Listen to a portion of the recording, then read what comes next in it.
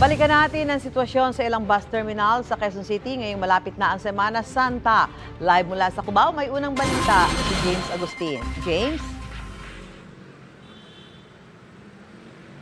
Susan, good morning. Sa pag-iikot natin sa ilang bus terminal dito po sa Cubao, maraming mga biyahe na pabikol. Yung fully booked na sa susunod na linggo. Inaasahan nga idagsa ng mga pasahero, kaya nag-apply ng special permit yung mga bus companies sa LTFRB para madagdagan yung bumabiyahe nila mga bus. Matapos sa mahigit 10 taon, ngayon lang ulit uuwi sa Daet, Camarines Norte ang senior citizen na si Nani. Kasama niyang babiyahe ang anak na si Benjun. Inagahan na raw talaga nila ang pagpunta sa bus terminal. Para wag makisabay sa maraming tao sa Holy Week. Mahirap kasi sumakay. Sino po pupuntahan niyo? Mga kamag-anak ko po, mga kapatid, mga pamangkin, gano'n. Mahirap sumabay sa Holy Week kasi daming tao, siksikan. Tsaka baka mainitan sobra, mahimatay. Ganyan din ang diskarte ni Mary Grace kasama ang 9 na taong gulang niyang anak na si Joy Me. Pauwi sila sa Jose Panganiban, Camarines Norte. Mahirap po kasi pag marami ang pasahero, siksikan.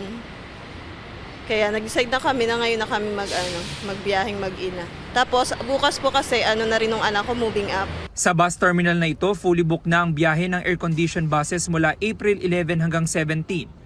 Patungong Camarines Norte, Camarines Sur at Albay. Nag-apply sila ng special permit sa LTFRB para madagdagan ng mga babiyahing bus sa mga nabanggit na ruta. Asahan na natin sir ngayong darating na Friday, April 11, yan ang start ng dami ng pasahero. Marami na po ba nagpa-reserve natin?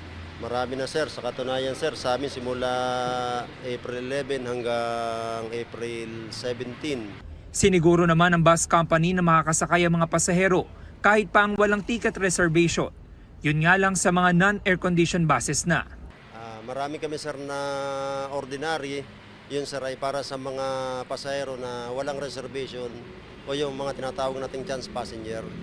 Sa bus terminal lamang ito, inaasahan ng dagsa ng mga pasahero sa Martes at Miyerkules Santo. Magdadagdag din daw sila ng mga bus patungong Bulacan at Nueva Ecija.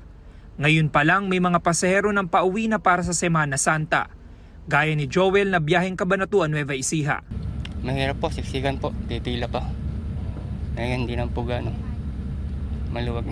Nagdagdag kami ng para sa special permit. Tsaka pangkaraniwan, traffic lang nagiging problema eh. Pagka lalo na yung baliwag, ang bilis naman makakaikot ng bus. Samantala Susan, apela naman ng pamunuan ng mga bus terminal dun sa mga pasahero, lalo na yung mga babiyahe sa mga malalayong lugar. Tulad halimbawa ng Bicolay, kung kaya, huwag silang magdala ng mga malalaki na mga gamit dahil ito'y nakakapagpadelay din daw dun sa biyahe at pag-alis ng bus sa mga terminal dito sa Cubao. Yan ang unang balita mula rito sa Quezon City. Ako po si James Agustin para sa GMA Integrated News. Gusto mo bang mauna sa mga balita? Mag-subscribe na sa GMA Integrated News sa YouTube at tumutok sa unang balita.